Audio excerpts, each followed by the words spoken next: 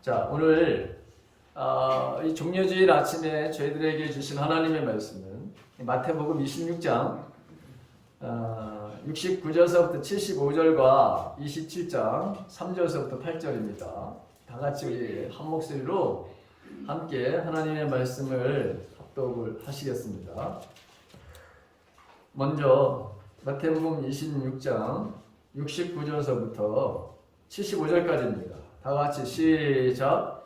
베드로가 바깥들에 앉았더니 한 여종이 나와 이르되 너도 갈릴리 사람 예수와 함께 있었도다 하거늘 베드로가 모든 사람 앞에서 부인하여 이르되 나는 내가 무슨 말을 하는지 알지 못하겠노라 하며 안문까지 나아가니 다른 여종이 그를 보고 거기 있는 사람들에게 말하되 이 사람은 나사렛 예수와 함께 있었도다 하매 베드로가 맹세하고 또 부인하여 이르되 나는 그 사람을 알지 못하노라 하더라.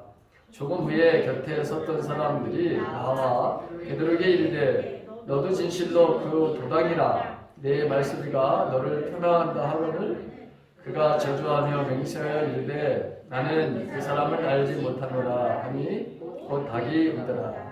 이에 베드로가 예수의 말씀에 닭 울기 전에 네가 세 번 나를 부인하리라 하심이 생각나서 밖에 나가서 심히 통각한다.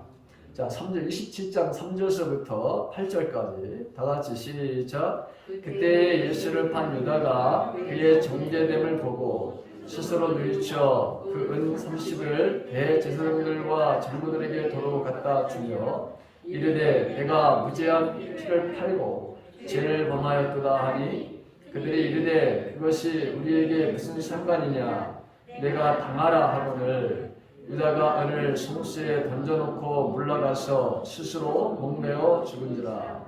대제사장들이 그 은을 거두며 이르되 이것은 피값이라 성정부에 넣어둠이 옳지 않다 하고 은은한 후 이것으로 토기장이의 밭을 사서 나그네의 묘지를 삼았으니 그러므로 오늘까지 그 밭을 피밭이라 일컫느니라. 아멘. 자, 오늘 여기에 계신 우리 가까운 교회 공동체 분들과 또 집에서 피치 못할 사정에서 지금 코로나로 인해서 집에서 예배를 드리는 모든 분들에게 주님의 평강이 함께 하시길 간절히 바랍니다. 오늘은 종려주일입니다. 예수님이 예루살렘에 입성한 날을 기념하는 주일입니다. 예수님의 입성은 이 세상에 왕들이 대관식을 하는 그런 화려하고 멋진 그런 입성식이 아니었던 것을, 대관식이 아니었던 것을 우리는 압니다. 정말 초라하기 여러분 그지없었습니다. 한 번도 타보지 않은 어린 나귀를 타고 이 고난과 수치, 창피를 당하시고 하나님의 뜻을 이루시기 위해서, 즉 십자가에 죽으시기 위해서 사실 예루살렘을 입성하는 것이었습니다. 근데 이렇게 입성하는 이 예수님, 이 제자들과 이 군중들은 예수님의 생각과 하나님의 의도와 하나님의 바람과는 전혀 다른 차원에서 예수님이 예루살렘에 입성하는 것들에 대해서 환호성을 질렀던 것을 보게 되죠. 왜 그들은 예수님이 이 어린 나귀를 타고 예루살렘에 입성하는 가운데 이 군중들이 모여가지고 이렇게 환호를 했느냐? 이유는 딱 한 가지입니다. 이제 드디어 우리가 로마의 식민지로부터 해방이 된다. 우리는 정치적으로 해방을 맞이할 것이다. 예수님의 또 제자들은 이제 예수님이 왕이 되시면 그러면 우리는 분명히 한 자리씩 다 차지해서 그래서 내가 세상을 지배하는, 다스리는 그 일들에 대한 희망을 가졌던 거죠. 그런데 예수님은 전혀 다른 생각과 뜻을 가지고 예루살렘으로 입성을 하시죠. 그 입성하는 그 백성들이 종려나무라고 하는 나무를 가지고서 화려하게 입성을 하시지는 못하지만 그래도 어쨌든 자신들의 생각에 이 예수님이야말로 자신들의 욕구를 완전히 해결해 줄 수 있다. 즉 정치적인 해방을 우리들에게 줄 수 있다고 하는 그런 희망을 가지고 여러분 종려나무를 흔들면서 예수님의 예루살렘 입성을 환호했던 사람들이죠. 그래서 여러분 종려주의라고 하는 거예요. 그런데 이렇게 환영을 하면서 종려가지를 흔들었던 이 백성들이 자신들의 생각과 자신들의 뜻과는 전혀 다른 모습으로 예수님이 행동을 취하자 이 사람들이 폭동을 일으킵니다. 예수님을 십자가에 못 박으라고. 이 사람들입니다. 여기 오늘 동원된 이 사람들이 또 예수님을 십자가에 못 박으라고 그렇게 선동되어진 사람들입니다. 오늘은 주님이 가르쳐 주신 주기도문 가운데 하나님의 뜻이 이 땅에 이루어지기를 위해서 기도하라 이렇게 예수님이 말씀하셨는데 지난 시간에 의해서 주님의 하나님의 뜻을 저버린 삶의 결과가 도대체 뭐냐? 이 종려주일의 두 번째 그 이야기를 하려고 합니다. 예수님은 예루살렘 그 다락방에서 제자들과 최후의 만찬을 드시죠. 그리고 이 만찬을 드신 다음에 겟세마네 동산이라고 하는 곳으로 가십니다. 마태복음 26장 30절 이하에 보게 되면 이에 그들이 찬미하고 감람산으로 나가니라. 그리고 36절에 보게 되면 이에 예수께서 제자들과 함께 겟세마네라 하는 곳에 이르러 제자들에게 이르시되 내가 저리 가서 기도할 동안 너희는 여기 앉아 있으라 이렇게 하셨다고 말씀하고 있습니다. 그러니까 예수님은 제자들과 함께 감람산 즉 겟세마네 동산으로 가셨습니다. 겟세마네 동산은 이 성전하고 굉장히 사실은 가까이 있습니다. 그 기드론 시내를 건너서 감람산 서쪽 경사면에 있는데 이 예루살렘 동쪽 성문으로부터 약 1.2km 정도밖에 떨어져 있지 않습니다. 굉장히 가깝습니다. 이곳은 평상시에도 예수님께서 제자들과 같이 가셔서 자주 기도하시던 그런 장소이기도 하죠. 이처럼 언제든지 찾아갈 수 있는 위치에 기도의 장소를 마련해 두시고 예수님은 이 동산에 아주 자주 이 동산을 찾으셔서 거기서 기도하셨던 것을 우리는 보게 됩니다. 지금도 이곳에 가게 되면요 굉장히 오래된 올리브 나무가 여러분 자라고 있어요. 근데 그 올리브 나무 가운데 애통의 나무라고 하는 그런 별칭을 붙여준 나무도 있거든요. 그 나무 옆에는 예배당이 있고 주님은 바로 거기서 기도하셨다고 하는 그런 전설이 나와서 거기다 기념 예배당을 여러분 지은 거예요. 저도 여러분 여기 가가지고 이것을 여러분 봤어요. 그 올리브 나무가 얼마나 오래됐는지 수령이 어마어마하게 정말 오래된 그 올리브 나무들이 거기 있어요. 자, 겟세마네라고 하는 이 뜻은 기름을 짜는 틀이라는 뜻입니다. 기름. 여러분 우리 지금 방앗간에 가면 옛날에 그 참기름 들기름 짜는 거 말이에요. 그 틀이라고 하는 뜻이에요. 기름을 짜는 틀이라고 하는 뜻이에요.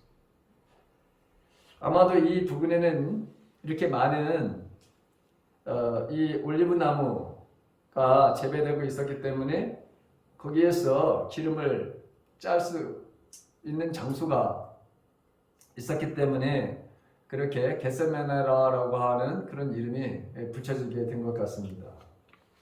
그러니까 주님께서는 여기서 정말 자신의 온 몸에 성경에 이야기하게 되면 이 땀방울 속에 이 피가 맺혀서 쏟아지는 것 같은 그러니까 온 몸의 진액을 다 짜셔서 눈물이 핏방울이 되도록 기도하셨다. 성경 말에 그렇게 되는데 바로 여기서 마지막 이렇게 주님이 기도하셨던 것이죠. 예수님께서 제자들을 내리시고 여러분 겟세마네로 가신 이유가 무엇이었을까요?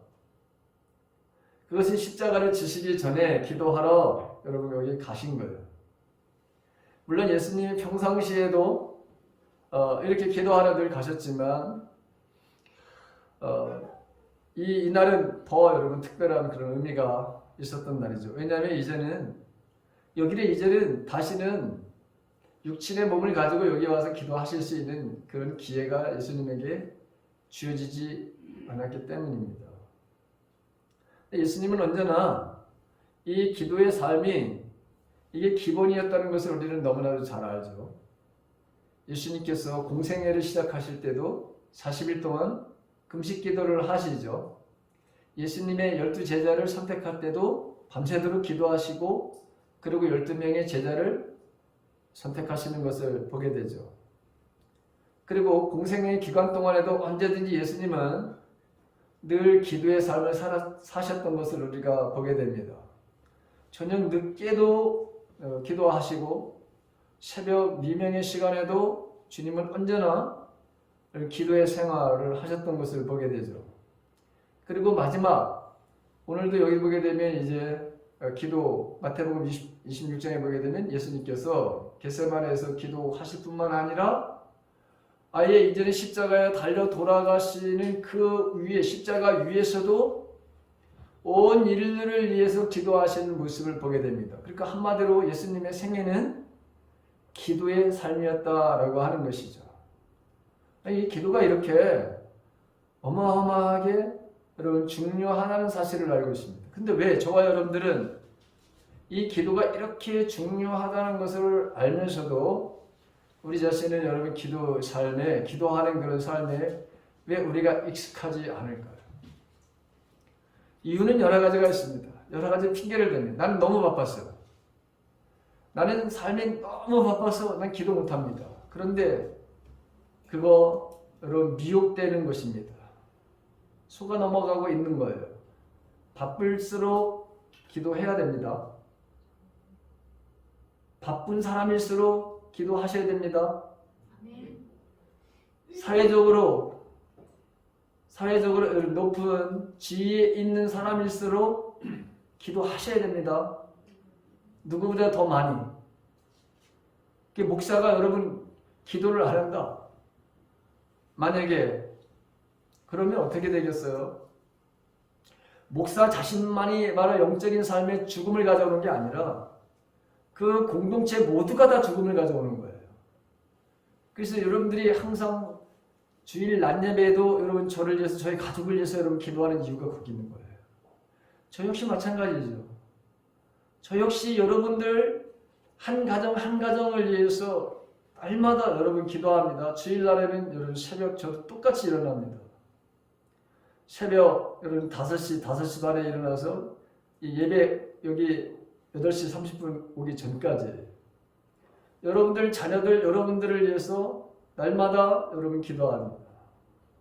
여러분들은 누군가 기도하고 있다고 하는 거 여러분들이 내가 이렇게 된 것은 여러분 누군가에 의해서 하나님 앞에 기도하고 있다는 사실을 알아야 됩니다. 저도 마찬가지죠. 여러분들도 날마다 저를 위해서 기도하시죠. 이제 앞으로 기도 안 하실 분들은 분명히 기도하게 될 거예요. 날마다 기도해 주십시오. 네, 저도 마찬가지로 여러분들을 위해서 제가 기도하고 있으니까 이 기도가 너무너무 여러분 소중하고 귀중하고 가장 기본적인 거예요. 어떻게 보게 되면 신앙생활의 전부라고 할 수 있는 거예요. 신앙생활의 전부가 기도예요. 왜? 예수님이 그렇게 보여주셨기 때문이에요. 근데 우리는 힘들다, 피곤하다, 바쁘다, 온갖 핑계를 다 대면서 저와 여러분들이 이 기도의 생활을 하지 않으려고 해요. 그렇게 되면 어떻게 되겠습니까? 우리는 실패의 인생을 살 수밖에 없다고 하는 거예요. 오늘 제가 그 말씀을 드리려고 하는 겁니다. 근데 기도의 인생은 반대로 항상 성공적인 인생의 삶을 가져온다고 하는 것이죠. 무슨 일이 있어도 여러분들은 기도의 삶을 사시기 다시 한번 주님의 이름으로 간절히 축원합니다. 기도의 사람들이 되어야 돼요. 근데 여러분 기도가 참 이게 그렇게 쉽지 않다는 것을 알 수 있죠. 이게 습관이 되지 않으면 자동적으로 여러분 이게 내 삶에 배어 있지 않으면 즉 나의 삶에 나의 골방이 없다면 이거 기도 인생 살 수 없습니다. 그래서 예수님은 아예 제자들에게 새벽이든 밤이든 항상 하나님과 이 교제의 삶, 사귐의 삶, 대화의 바르는 삶을 살았던 거예요. 이유는 딱 한 가지예요. 하나님의 뜻을 알고 그 뜻을 이 땅에서 나타내고 드러나고 실천하기 위해서. 우리가 오늘 같이 여러분 찬양을 드렸잖아요. 세상 사람들이 우리를 통해서 하나님의 모습을 볼 수 있도록 나의 삶을 통해서 삼위일체 하나님이 드러나고 보여지고 나타내는 삶을 살기를 오늘 나도 똑같이 여러분 그거를 주님이 원하신다고 하는 것이죠. 저와 여러분들의 지금 삶은 주님을 보여주는 삶입니다. 나타내는 삶입니다. 그런데 주님을 보여주는 삶이 어떤 사람은 요만큼, 어떤 사람은 아예 보여주지도 못하고 아예 하나님의 이름을 영광된 이름을 가리우는 사람들이 사실 더 많죠. 하나님의 이름이 거룩히 여김을 받게 하라고 하는 이 말씀보다 하나님의 이름이 무시를 당하고 멸시를 당하고 창피를 당하고 무시를 당하게 하는 성도들이 더 많다고 하는 거예요. 이게 문제죠. 근데 저와 여러분들은 나는 얼마나 내 삶을 통해서 하나님의 이름을 존귀하게 하는, 근데 사나 죽으나 사도 바울의 표현은 사나 죽으나 주님의 이름이 존귀케 되는 것이 나의 바로 목표다. 나의 삶의 목표다. 이렇게 말하고 있는데 과연 저와 여러분들은 얼마나 나는 내 삶을 통해서 삼위일체 하나님을 세상 사람들에게 보여주고 있는가. 어떤 사람은 아마 이만큼, 어떤 사람은 이만큼, 어떤 사람은 말하자면 어마어마하게 많은 그 모습을, 주님의 모습을, 하나님의 모습을, 성령 하나님의 모습을 보여주고 있을 거예요. 그렇다면 저와 여러분들은 날마다 얼마나 내가 하나님의 뜻에 합당한 삶을 살아내므로 하나님께 영광이 될 뿐만 아니라 나에게는 능력에 바르는 삶이 내가 살고 있는, 얼마나 살고 있는가. 여러분 모두 저도 그렇고 우리가 능력의 삶을 살기를 간절히 원하잖아요. 그렇죠? 코로나 이런 시대 때 육체의 질병 속에 가지고 있는 우리들, 연약한 우리들이 이 땅에서 능력과 권능의 삶을 살아가는 것이 하나님 뜻이거든요. 왜냐하면 하나님은 모든 것을 가지고 계신 분이잖아요. 온전하신 분이죠. 완전하신 분이죠. 그분이 바로 여러분 내 안에 계셔. 저와 여러분들의 삶 속에 계셔. 그렇다면 당연히 온전하시고 완전하신 분이, 능력의 원천이신 그분이 나와 함께 한다면 나는 모든 일을 할 수 있습니까? 없습니까? 있죠. 그게 바로 사도 바울이 내게 능력 주시는 자 안에서 나는 모든 것을 할 수 있다. 믿는 사람들에게는 능치 못할 일이 없다. 예수님이 이렇게 말씀하신 거란 말이죠. 그러니까 저와 여러분들이 이 능력의 권능의 삶을 살 수 있는 유일한 일은 우리가 주님의 말씀을 내 삶 가운데 여러분 나타나고 드러낼 때, 즉 순종의 삶을 살 때에 나는 하나님이 우리들에게 주셨던, 주님이 그 보여줬던 그 삶을 우리도 살게 되는 거예요. 예수님이 우리에게 이런 말씀을 하십니다. 너희는 내가 하는 일도 하거니와 나보다도 더 큰 일을 너희들이 하게 될 것이다. 여러분, 이게 우리들에게, 저와 여러분들에게 주신 이게 언약의 말씀이에요. 우리가 주님보다도 육체의 모습을 가지고 계신 주님, 그 육체의 모습을 가지고 오셨지만 얼마나 많은 일을 하십니까? 얼마나 위대한 일을 하십니까? 그런데 그런 일도 너희들도 하게 될 뿐만 아니라 그거보다 더 큰 일을 하게 돼요. 여러분, 그래서 우리가 더 큰 일을 하게 되는 거예요. 문제는 우리가 하나님의 뜻을 얼마나 내 삶 가운데 실천하느냐, 순종하느냐라고 하는 거예요. 우리가 여러분 순종하지 아니하기 때문에 저와 여러분들이 능력과 권능의 삶을 못 사는 것이지, 하나님이 능력이 없으셔서, 하나님이 뭔가 모자르셔서 여러분 우리에게 줄 수 없는 것이 아니라고 하는 사실을 꼭 명심하시기 바랍니다.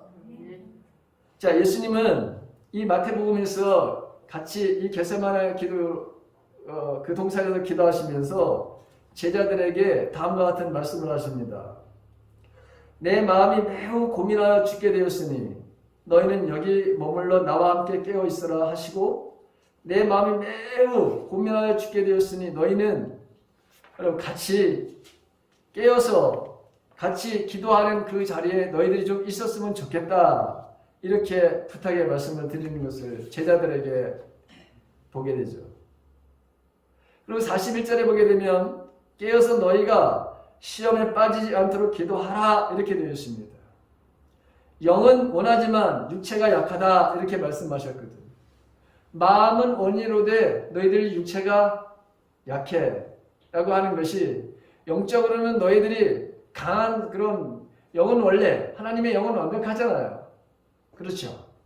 근데 그렇게 너희들이 원하지만, 그러나 너희들 육체가 너무나도 약하기 때문에 너희들은 깨어서 기도해야 된다라고 하는 말씀이거든요.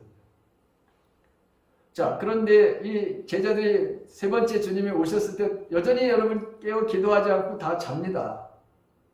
그때 예수님이 46절에 뭐라고 말씀하시냐면, 일어나서 가자, 나를 배반하는 자가 가까이 오고 있다. 가룟 유다와 예수님을 잡으려고 했던 이 대제사장들이 보낸 그 병사들이 실제로 예수님을 잡으러 오시죠. 가자, 내가 잡혀야 된다 라고 하는 말씀이죠. 자, 우리는 하나님의 뜻을 따라야 할 중요한 순간에 분명히 우리가 깨어 있어야 된다. 함께, 이 말은 주님처럼 우리는 늘 기도의 인생의 삶을 살아야 된다고 하는 것입니다. 왜 그렇습니까? 하나님의 뜻을 분별해야 될 가장 중요한 바로 시간이기 때문이죠. 기도의 시간이 바로 그런 시간이라고 하는 것이죠.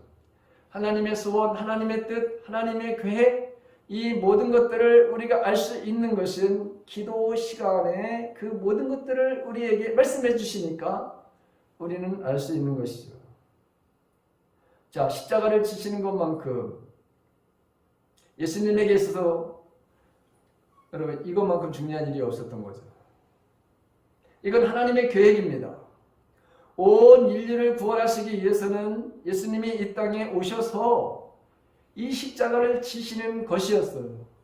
근데 이 십자가는 너무나도 극악한 그런 이 세상에서 어떤 것보다도 고통스러운 형벌이에요. 우리가 알다시피 십자가를 지기 위해서는 먼저 매를 맞습니다. 예수님이 매를 맞죠? 그래서 온몸이 여러분 지금 피투성이가 될 수밖에 없었던 거예요. 그리고 이 때린 사람들을 갖다가 매다는 겁니다. 매달게 되면 어떻게 되느냐? 여러분 이 골절이 다 여러분 이탈이 되는 거예요. 빠지는 거예요. 그래서 온 몸에 물과 피가 여러분 다 이게 쏟아지게 되어 있는 거예요. 그리고 십자가는 가장 수치스러운 거예요. 왜냐하면 십자가의 그 형틀에 매달릴 때 단 하나의 옷도 입히지 않습니다. 여자나 남자나 다 마찬가지입니다.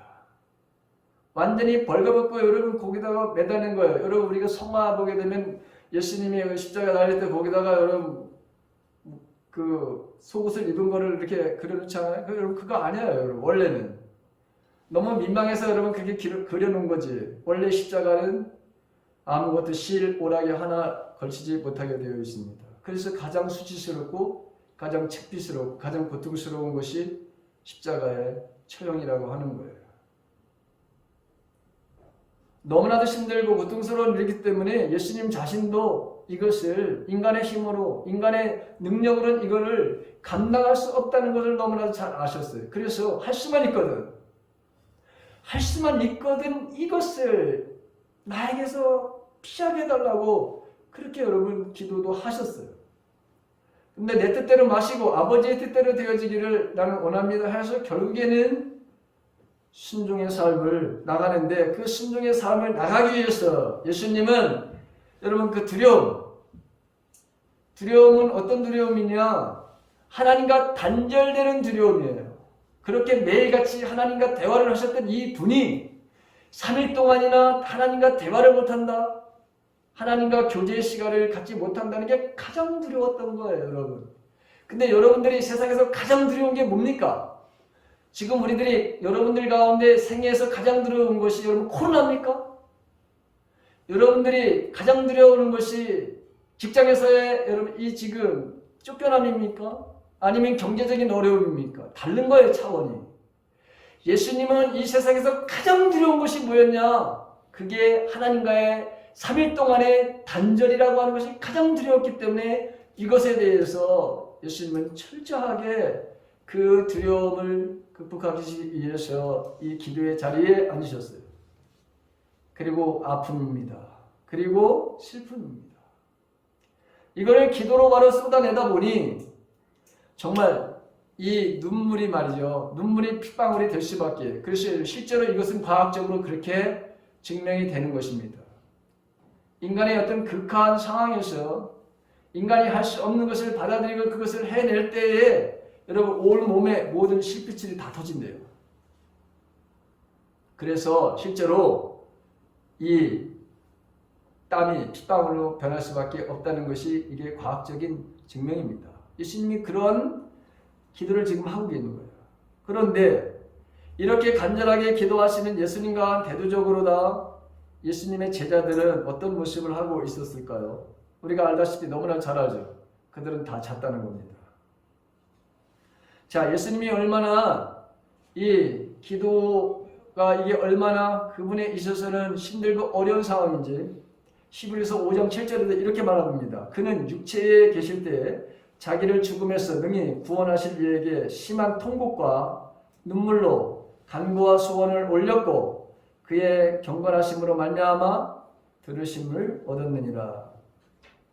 누가복음 22장 44절에 보게 되면 예수께서 힘쓰고 애써 더욱 간절히 기도하시니 땀이 땅에 떨어지는 핏방울 같이 되었더라 이렇게 되어 있습니다. 여러분 이런 기도 한번 해보셨나요? 우리는 이런 기도도 하지 않고 하나님이 어디 계시냐라고 여러분 불평하는 사람들이 너무나도 많아요. 나의 간절한 소원에 대해서 이렇게 정말 우리가 한번 저와 여러분들이 이런 마음으로 여러분 힘쓰고 애써서 더 간절했는데 여러분 땀이 땅에 떨어지는데 그것이 핏방울이 같이 되었다라고 하는 그런 기도를 해봤는데 전 못 해봤어요. 아직까지 솔직히 이런 기도를 여러분 저는 해보질 못했어요. 그렇게 내 삶에 어려움이 왔었는데도 사실 저는 이 기도를 목사로서 솔직하게 고백하는데 이런 기도를 한 번도 해본 적이 없어요. 이렇게 기도를 하나도 하나님은 내 삶 속에서 역사하신 것이 너무나도 많고요. 그런데 때로는 성도들 가운데 지금 이 코로나 이것 때문에 이게 여러분 뭔데 여러분들이라든가 우리들의 지금 이 기분을 말하려고 이렇게 우울하게 만드는 거기에 이렇게 우리가 빠져 있고 이게 뭔데 여러분 지금 예수를 부인하는 사람은 이 어마어마한 대한민국만 해도 여러분 지금 수백만이 다 예수를 떠났어요. 이 지금 교회 안 나오는 사람들은 회복될 가능성이 거의 없는 사람들입니다. 정말 하나님의 특별한 은혜가 아니고서는 다시는 여러분 이분들이 교회에 나올 그런 가능성이 없어요. 그게 성경에 나와 있는 말씀이에요. 제 말씀이 아니라 한번 성령의 체험을 한 사람들, 성령 하나님이 어떤 분인지를 알았던 사람들, 그 체험했던 사람들이 다시 하나님의 은혜를 입는 것은 이건 무지무지 어렵다. 성경에 여러분 그렇게 기록되어 있어요. 11서에. 그렇기 때문에 저와 여러분들은 여기 이렇게 앉아서 예배를 드린다고 하는 것 이거 하나님의 어마어마한 은혜입니다. 그래서 여러분 여기 지금 나와서 예배 드린다고 하는 그 사실 하나만이라도 하나님은 여러분들을 귀하게 여기시는 거예요. 할렐루야. 네. 여러분들은 대단한 사람들이에요. 여러분들은 정말 존귀한 사람들이에요. 하나님이 여러분들의 모든 것들을 지금 보고 계시고 어떤 어려움 속에서든지 어떤 환경 속에 나를 바라보고 나에 대해서 이런 경외의 마음을 가지고 하나님의 자녀로서의 삶을 살아가는 여러분들은 대단한 하나님의 축복받은 사람들인 줄을 믿으시기 바랍니다. 자, 겟세마네 동산에서의 예수님의 기도가 어떤 기도였나요? 철저하게 순종의 기도죠. 내가 그렇게 받아들이겠습니다. 여러분, 또 이건 너무나도 간절한 그런 기도였어요. 그 다음에 이것은 온 인류를 구원하시기 위한, 이건 하나님의 뜻을 위해서 결단하는 바를 기도했죠. 그리고 내가 너희를 사랑한다. 여러분, 사랑이라는 것이 어디까지 가야 되는지에 대해서 그 본을 보여주시는 주님의 모습. 너희 서로 사랑해야 된다. 이렇게 주기차게 말씀하셨어요. 근데 예수님이 바로 이 지금 십자가를 지신다고 하는 것, 이게 바로 사랑의, 우리를 너무나도 사랑하시는 사랑의 확증이 바로 이거 아닙니까? 십자가 안에는. 그분은 죽으시면서까지도 요한복음 13장 1장에서 그렇게 말씀하죠. 죽으시면까지도 우리를 사랑하시는 사랑의 본을 보여주시는 그 모습을 우리가 보게 되죠. 자, 깨어 기도하지 않는 인생은 반드시 인생에 바로 실패할 수 없다는 것을 말씀하고 있습니다. 절대로 하나님의 뜻을 이룰 수 없다고 하는 것이죠. 반대로 기도의 인생은 언제나 하나님의 뜻을 이룰 수 있음을 오늘 예수님이 바로 여러분 보여주시는 거예요. 그리고 기도의 인생을 살았던 사람들은 성경에 보게 되면 여러분 정말 하나님의 뜻을 이 땅에 실현할 뿐만 아니라 그들의 삶이 얼마나 존귀하고 아름다웠는지를 성경에 수없이 우리는 찾아볼 수 있어요. 우리가 잘 아는 대표적으로 기도의 사람 하면 여러분 다니엘이에요. 그렇죠? 이 다니엘을 보십시오. 다리우스라고 하는 이 왕이 나라를 다스리죠. 지방 장관, 도지사를 바로 120명을 세웁니다. 나라가 확정되어가지고 어마어마한 여러분 나라죠. 그리고 국무총리를 바로 3사람이나 세웁니다. 근데 그 국무총리 한 사람 중에 누가 국무총리냐면 다니엘이라고 하는 사람입니다. 다른 사람들은 여러분 지금 다 바벨론에 아니면은 페르시아 사람들인데 다니엘만 이방인이죠. 그럼에도 불구하고 다니엘이 얼마나 하나님의 지혜를 가지고 이 통치를 하는지 다른 사람들이 이 다니엘만큼의 지혜가 없었던 것을 우리는 알죠. 그러니까 이 국무총리 2사람과 120명의 도지사가 다니엘을 죽여야 되겠다는 생각을 갖게 됩니다. 그래서 어떤 일을 꾸미는지 우리 너무나 잘 알죠. 한 달 동안 자 이제 다리우스 왕 이에 임금님 이에 그 누구에게든지 기도를 한다든가 예배를 드리게 되면 그 사람은 반드시 사자굴에다 집어쳐놓자. 이게 2사람의 국무총리와 120명의 도지사들이 한 짓거리입니다. 근데 어명이 찍힌 줄을 알았다고 그랬어요. 분명히 문서에 찍혔을 때 너무나도 잘 알잖아요. 여러분 국무총리였으니까 다니엘이 모를 리가 없습니다. 아마 다니엘이 도장을 찍었는지도 몰라요. 그 도장을 찍었는지도. 그런데 다니엘서 우리가 잘 아는 6장 10절에 있는 말씀을 보게 되면 어떤 일이 벌어집니까? 그 다리우스 왕의 도장이 찍힌 것을 알면서도 다니엘이 6장 10절에 보게 되면 왕이 금령 문서에 도장을 찍은 것을 알고도 자기의 집으로 돌아가서 다락방으로 올라갔다. 그 다락방은 예루살렘 쪽으로 창문이 나와 있었다. 그는 늘 하듯이 하루 3번씩 그의 하나님께 무릎을 꿇고 기도하며 감사를 드렸다. 그때 다니엘을 모험하는 사람들이 들이닥쳐 다니엘이 그의 하나님께 기도하며 간구하는 것을 목격하였다. 걸려들은 거예요. 나는 거기 걸려들리라. 여러분 그렇게 자처한 거잖아요. 그것이 어떻게 됩니까? 사자굴에 넣게 되는 그런 일을 당하게 되죠. 결론은 6장 26절 이하에 이렇게 성경은 기록하고 있습니다. 내가 다음과 같이 법령을 공포한다. 내 나라에서 다리우스 황제가 내 나라에서 나의 통치를 받는 모든 백성은 반드시 다니엘이 섬기는 하나님을 공경하고 하나님을 믿어라고 하는 것이죠. 두려워해야 된다. 살아계신 하나님이 영원히 다스리신다. 그 나라는 멸망하지 않으며 그의 권세에 무궁하다. 그는 구원하시기도 하시고 건져내기도 하시며 하늘과 땅에서 표적과 기적을 행하시는 분, 다니엘을 사자의 입에서 구하여 주셨다. 바로 이 사람 다니엘은 다리우스 왕이 다스리는 동안, 페르시아의 고레스 왕이 다스리는 동안 잘 살았다. 이렇게 기록하고 있어요. 마지막에 여러분 페르시아 고레스 왕이라고 하는 게 이제 바벨론이 망하고 페르시아가 다시 나라가 바뀌는 거예요. 그런데도 불구하고 그때도 여러분 이 국무총리가 됐던 사람이에요. 대단한 사람 아니에요? 나라가 바뀌었는데도 여러분 국무총리가 됐어. 그것도 3번씩이나. 그런 유례가 없는 거예요, 여러분. 얼마나 존귀하게 하나님이 글을 쓰시는지 우리 알 수 있죠. 이 사람이 어떤 사람이다? 기도의 사람이었던 것을 우리는 너무나 잘 알죠. 두 번째, 사무엘입니다. 사무엘상 12장 23절에 보면 나는 당신들이 잘되기를 기도할 것입니다. 사무엘이 한 거예요.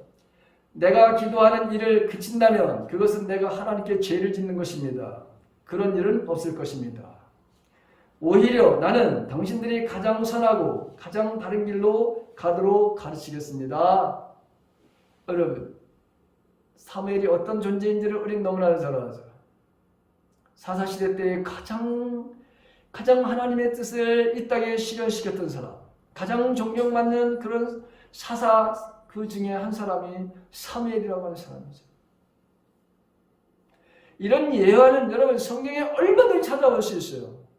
우리가 잘 아는 사도 바울 보십시오. 데살로니가전서 5장 5절에서도 6절. 여러분은 모두 빛의 자녀요 낮의 자녀입니다. 우리는 밤이나 어둠에 속한 사람이 아닙니다. 그러므로 우리는 다른 사람처럼 잠자지 말고 깨어 있으며 정신을 차립시다. 데살로니가전서 5장 17절에 있는 말씀. 쉬지 말고 기도하라. 이것은 우리를 향하신 하나님의 뜻이다. 에베소서 6장 18절에 있는 말씀.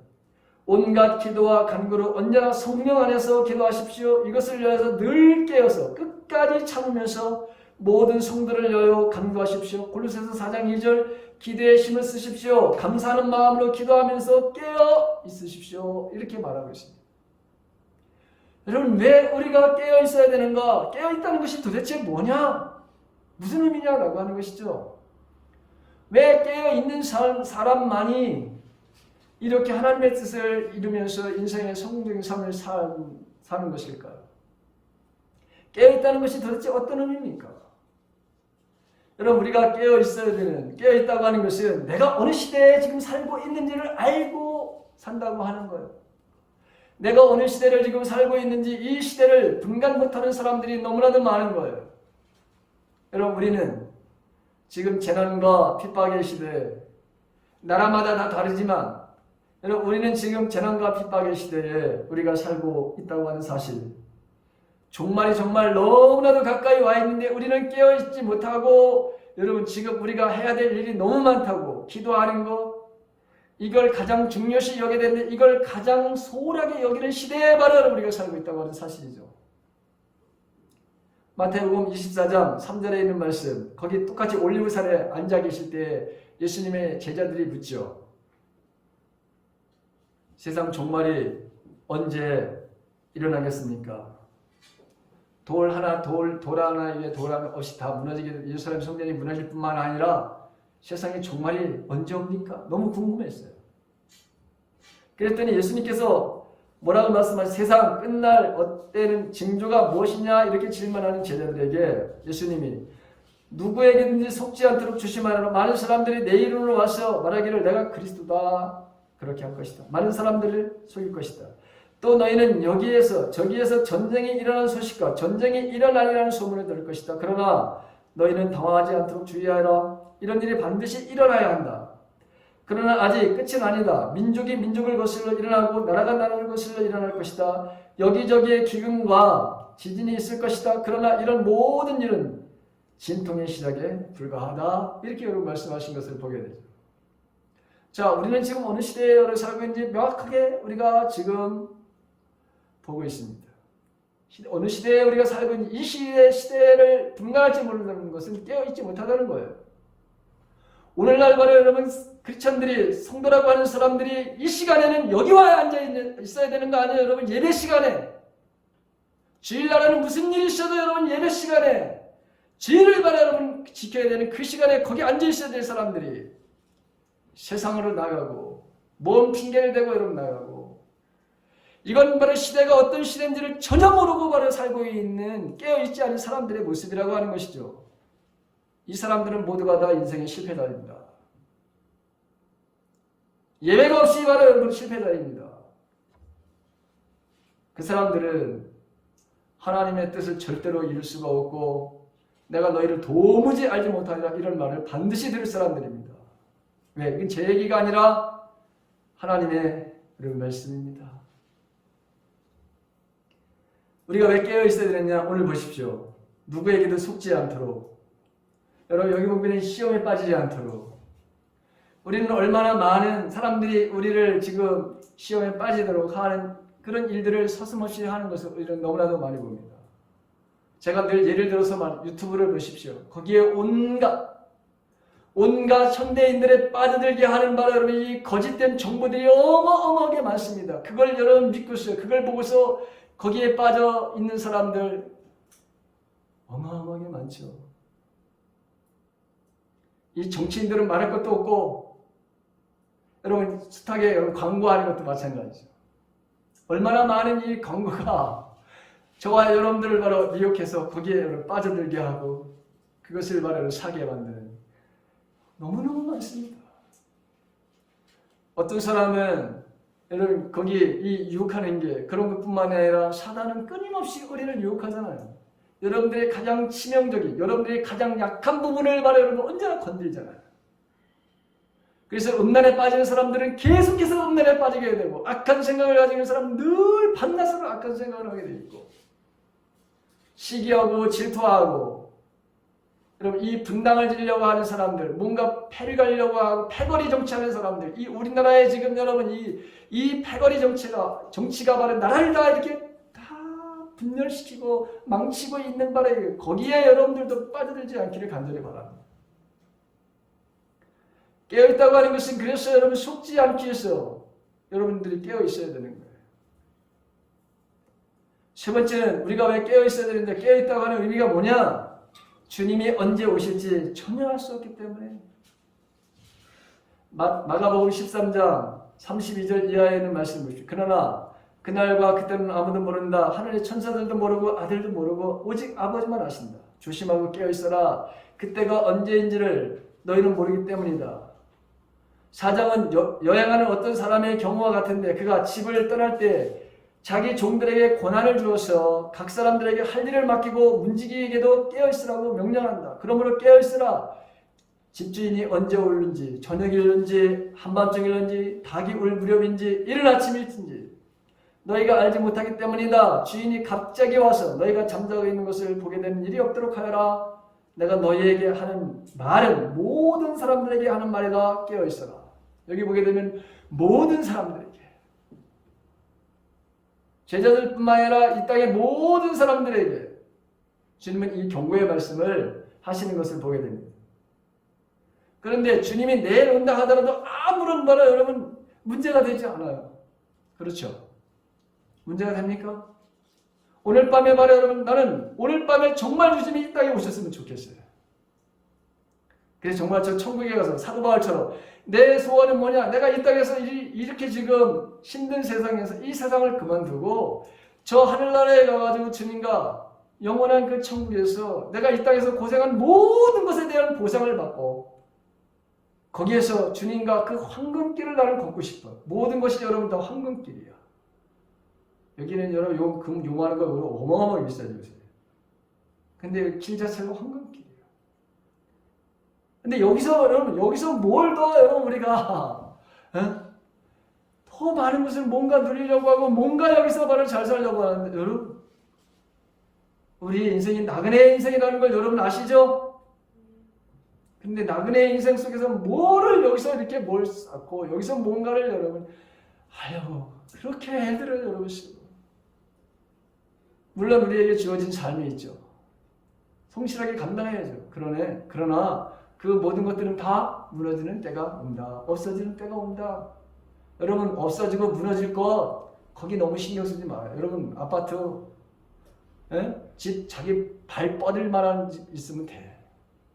잠잘 만 정도 되고 하면 되는 거예요. 나중에 나이 들어가지고 청소하다가 허리 디스크 걸려요. 오히려 절대로 그런 허망한 생각들을 하지 마시라고. 그것만큼 허망한 생각이 없는 것 같아요. 강남에 있는 집에 뭐 얼마짜리?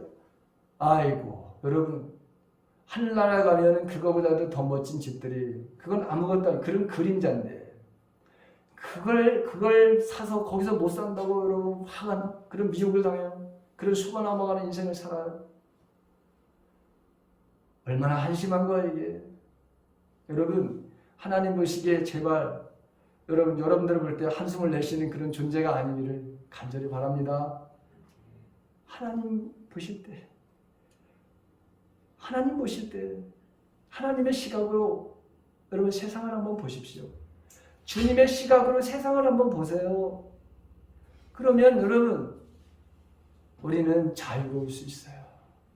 주님이 이 땅에 오셔서 그분이 어느 곳에 얽매여 있었던 적이 있으신가요?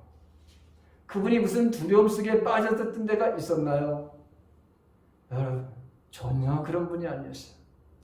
우리가 그렇다는 거예요. 저와 여러분들이 그렇다는 거예요. 여러분. 그런데 우리는 주님은 주님이고요. 나는 나고요. 신앙은 신앙이고요.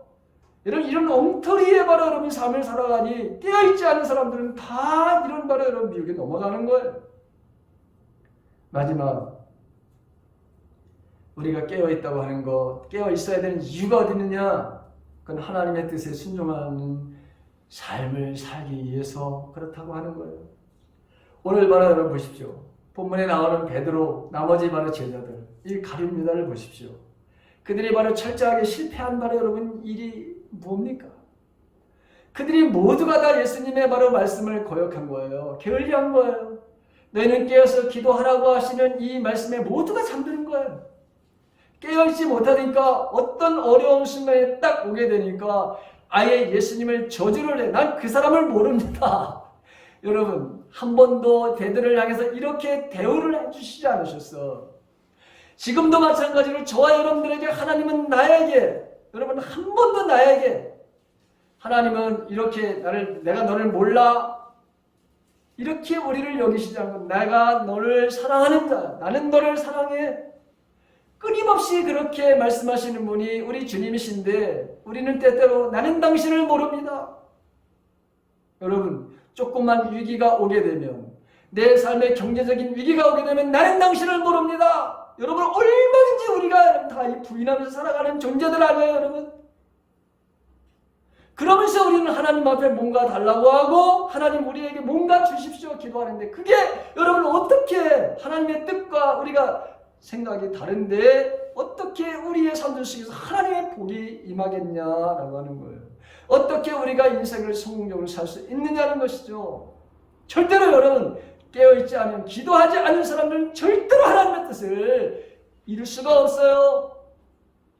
그리고 하나님의 축복의 사람들이 될 수가 없다고 하는 것을 오늘 본문은 우리들에게 분명하게 가르쳐주고 있습니다.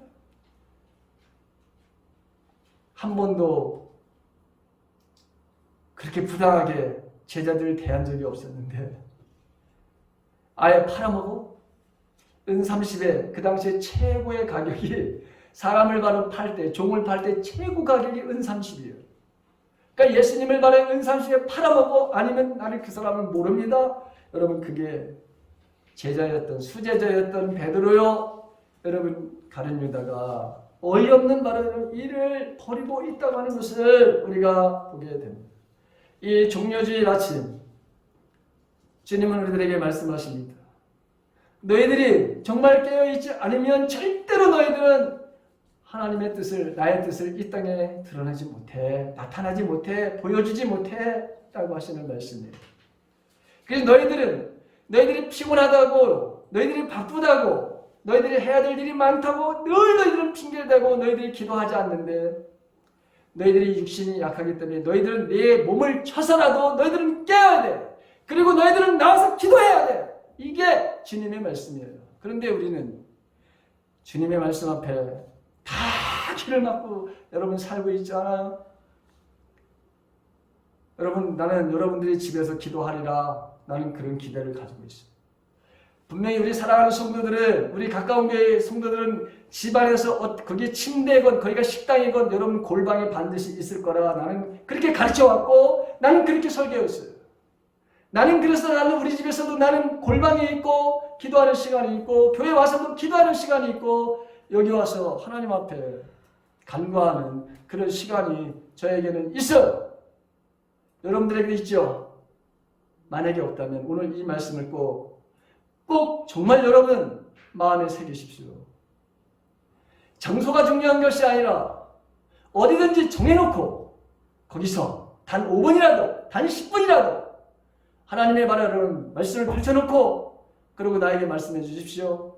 그리고 하나님, 내가 이 일을 하려고 하는데 이것이 당신의 뜻이십니까? 당신이 원하시는 소원입니까? 바람입니까? 라고 여러분 기도하는 사람들, 그 사람들은 반드시 하나님께서 그들을 통해서 하나님의 뜻을 이 땅에 실현해가는 도구로 사용하실 것입니다. 우리 교회가 그런 교회가 반드시 될 줄로 믿습니다. 이런 은혜가 저와 여러분들의 삶 속에서 풍성하게 이루어짐으로 하나님이 우리와 함께 하신다고 하는 그 증거를 세상 사람들에게, 여러분들 주위에 있는 사람들에게 꼭 보여주고 드러내고 나타내는 삶들을 살아가는 저와 여러분들의 삶이 되시길 예수님의 이름으로 간절히 축원합니다. 아멘.